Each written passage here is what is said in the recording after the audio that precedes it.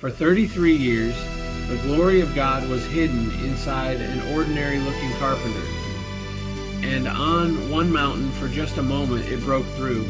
Jesus took 3 of his disciples, Peter, James, and John, up a high mountain to pray away from the crowds. And on that mountain, something happened that those 3 men would never forget for the rest of their lives. Matthew 17, verse 2. There he was transfigured before them.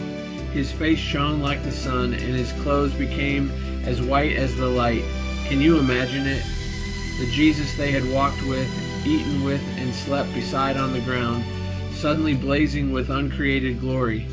For 3 years they had seen his humanity.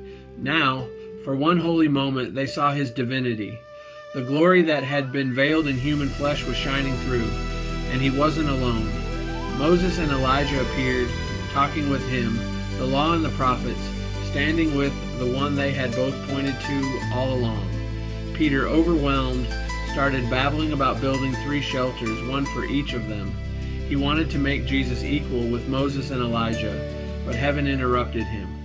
Verse 5, while he was still speaking, a bright cloud covered them, and a voice from the cloud said, "This is my Son, whom I love.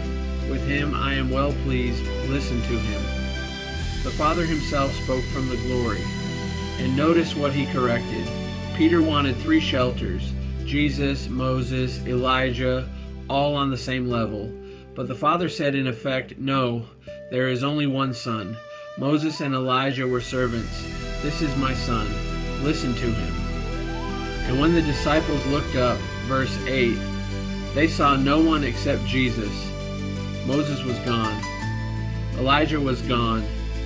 Only Jesus remained. The law and the prophets faded, and Jesus stood alone, because he is the fulfillment of them all. Now hear me, church. There's a lesson buried in this glory. We are so much like Peter. We want to add Jesus to our lives alongside everything else. A little Jesus, a little of the world's wisdom, a little of our own plans, all on the same shelf. But the voice of the Father thunders across the centuries, "This is my Son. Listen to him." Not him plus your favorite philosophy, not him plus your horoscope, not him plus the crowd, him. And here's the comfort. That glory the disciples saw on the mountain, that's who is walking with you in the valley. The same Jesus who looks so ordinary in your everyday life is blazing with the glory of God. He only veils it so you can draw near. Behold him. And when he speaks, listen.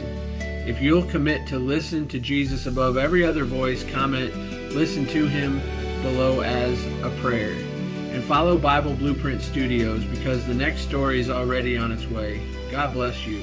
Fix your eyes on his glory. Thanks for watching today's video, and please like, follow, and subscribe as we keep building a clearer understanding of God's Word, one Bible story at a time.